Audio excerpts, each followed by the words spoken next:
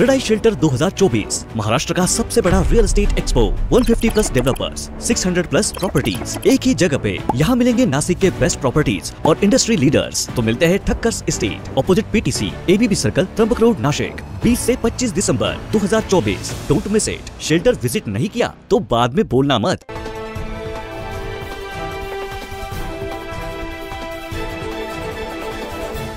प्रवाशांच्या सेवेसाठी एसटी असं ब्रीदवाक्य असलेल्या महाराष्ट्र राज्य मार्ग परिवहन महामंडळाचा एसटी बसचा प्रवास म्हणजे सुखाचा प्रवास अशी ओळख आहे। मात्र ही ओळख काही दिवसांपासून पुसत चालली असल्याचं पाहायला मिळतंय।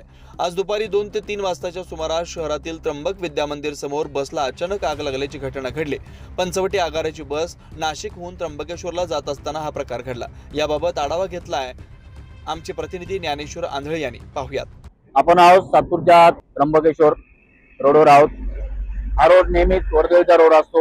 या रोडने बसेस नेहमीच नाशिक शहराकडून त्र्यंबककडे धावत असतात। अशीच एक बस एसटी महामंडळाची नाशिकवरून त्र्यंबककडे जात असताना या बसमध्ये 15 ते 20 प्रवासी होते।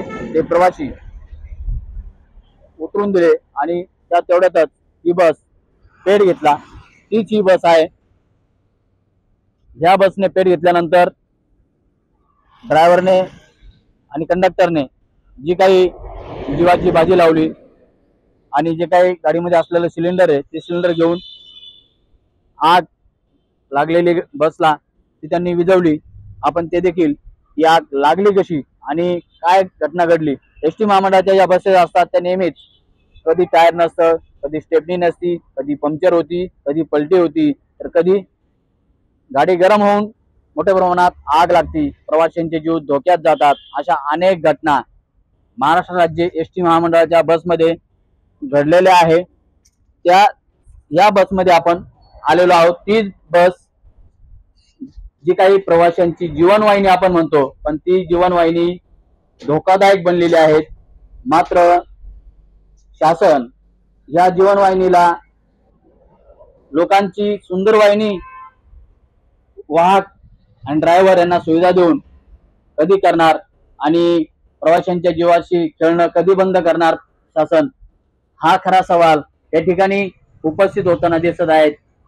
नशीब बलवंत म्हणून या प्रवाशांचे जीव देखील वाचले। ह्या घटना अशा वारंवार घडतात। या किती दिवस घडणार आणि प्रवाशांचे जीव किती दिवस जाणार, ड्रायव्हरचे जीव किती दिवस जाणार। आपण बघू शकतो ड्रायव्हर ज्या ठिकाणी बसतो त्या ठिकाणी ही जी काही पूर्ण ड्रायव्हरची खुर्ची पेटलेली आहे ती गाडी गरम झाली। गरम होण्यामागचे अनेक वेगवेगळे कारण असतात। ही गाडी गरम का झाली याला मेकॅनिकल देखील जबाबदार असतं, यांचं स्टोर जबाबदार असतं। वेगवेगळ्या घटना ज्यावेळेस घडतात मोठे मोठे साधनं फक्त कागदोपत्री दिलेले असतात। वेगवेगळ्या गॅरेज मोठे मोठे त्यांचे असतात, वर्कशॉप असतात, मात्र वर्कशॉपला साहित्यच नसतं। अशा देखील घटना बऱ्याचदा बघायला मिळतात आणि ज्यावेळेस आंदोलने झाली त्यावेळेस या गोष्टी कंडक्टर असेल, ड्रायव्हर असेल यांनी समोर आणलेल्या होत्या। मात्र प्रशासन आम्ही लवकरच नव्याने नवीन बस देऊ, नव्याने चांगल्या बस देऊ अशा घोषणा करतात मंत्रिमंडळामध्ये मंत्री। मात्र तसं काही होताना या ठिकाणी दिसत नाही। आपण या ठिकाणी कंडक्टर आणि ड्रायव्हरशी बोलण्याचा प्रयत्न केला, मात्र अधिकाऱ्यांचा दबाव आणि नोकरीची भीती म्हणून मीडिया समोर बोलण्यास कंडक्टर आणि ड्रायव्हरांनी नकार दिलेला आहे। मात्र प्रशासनाने याच्याकडे लक्ष देणं आता गरजेचं आहे। 9 न्यूज महाराष्ट्रासाठी ज्ञानेश्वर आंधळे, नाशिक।